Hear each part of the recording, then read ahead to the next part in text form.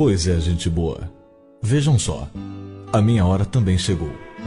Está terminando essa longa e bonita viagem ao lado de vocês, iniciada há quase 24 anos. Por isso, puxarei pela memória para falar um pouco sobre mim, do que fiz e o que fui durante todo esse tempo. Em 1963, a General Motors do Brasil fabricava apenas caminhões e caminhonetas e iniciou estudos para produzir um automóvel de passeio. O Brasil era então um país de mercado em expansão, com uma ainda recém-nascida indústria automobilística. Depois de muita conversa e troca de ideias, decidiram que eu seria baseado no Record, o modelo médio fabricado na Opel da Alemanha. O projeto 676 teve início em 1966. Durante mais de 2 anos, fui desenvolvido e duramente testado. Minha campanha publicitária foi marcada por muito suspense. Vocês ainda lembram do craque Rivelino falando de mim sem citar o meu nome? Fiz a minha estreia oficial ao público no dia 19 de novembro de 1968 e fui vedete no 6º Salão do Automóvel na mesma época. Eu tinha 4 portas, lugar para 6 pessoas e podia ser comprado em 2 versões de acabamento, standard e de luxo, e 2 de motorização, 4 cilindros 2.5 ou 6 cilindros 3.8. Fui bem recebido pelo mercado e era considerado moderno para os padrões daquele tempo. 2 anos depois, comecei a receber retoques na fachada, mudanças de acabamento e outras versões.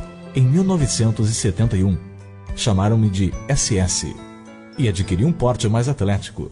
Faixas na pintura, rodas esportivas, motor de 4.100 cilindradas e câmbio de 4 marchas no assoalho.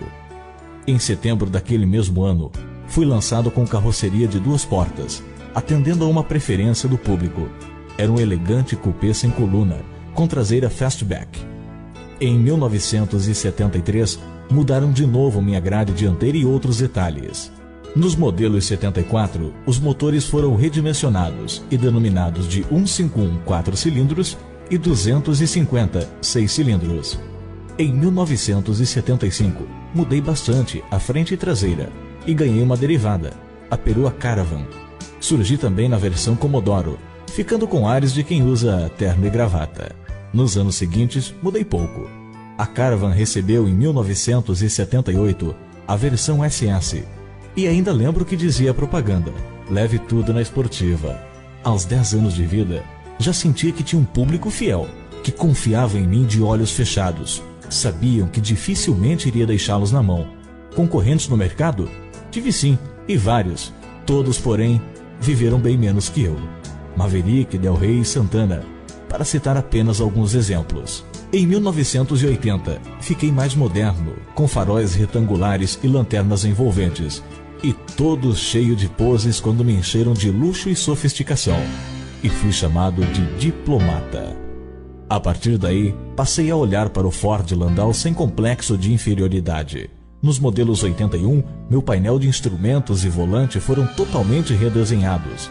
Quando o Landau saiu de linha no início de 1983, tornei-me o mais desejado pelos colunáveis. Acho que foi por isso que desde então a GM investiu mais em mim, de modo a ficar compatível com esse mercado de elite. Para 1985, mudei um pouco novamente, tendo ficado mais luxuoso e confortável. Na versão diplomata, já era preferido pelos executivos e políticos. Mas Commodoro, ou simplesmente Opala, eu também não fazia feio. E aquele pessoal tradicional ali, sempre comigo, dizia que automóvel era o Opala. Nos modelos 88, outra plástica. Desta vez, acharam que fiquei com a cara do Monza. Não faz mal, estava tudo entre família mesmo. Completaria então 20 anos, e muitos já demonstravam um espanto com a minha idade. Por uma virada nos níveis de vendas, deixaram de me produzir com 2 portas. O brasileiro passara a preferir 4 portas. Já era veterano, mas tinha espírito jovem. Na linha 91, mudaram um pouco minha cara e outros detalhes.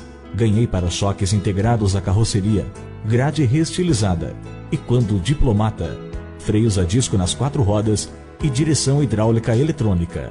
Mas confesso que ficava preocupado com os comentários a meu respeito, que eu não iria muito longe, que havia esgotado minhas possibilidades de projeto e outro mais.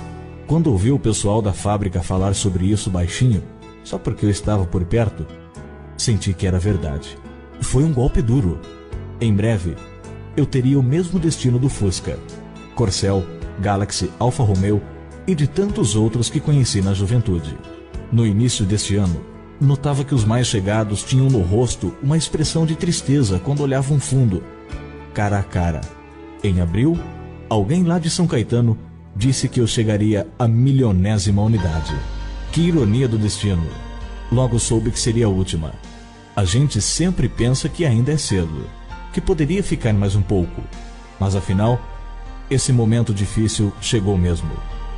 Agradeço a todos vocês que me construíram, compraram e me trataram com tanto carinho ao longo desses mais de 23 anos. Peço que desculpem minhas falhas, e se não agradei, por um ou outro motivo. Estou profundamente emocionado, bastante, mas parto com a consciência tranquila do dever cumprido. Gostaria de poder revê-los todos algum dia, talvez num lugar muito distante deste. Encerro por aqui, pois os meus faróis já estão cheios de lágrimas. Vou embora, mas entro para a história. Adeus. Eu sou o Chevrolet Opala.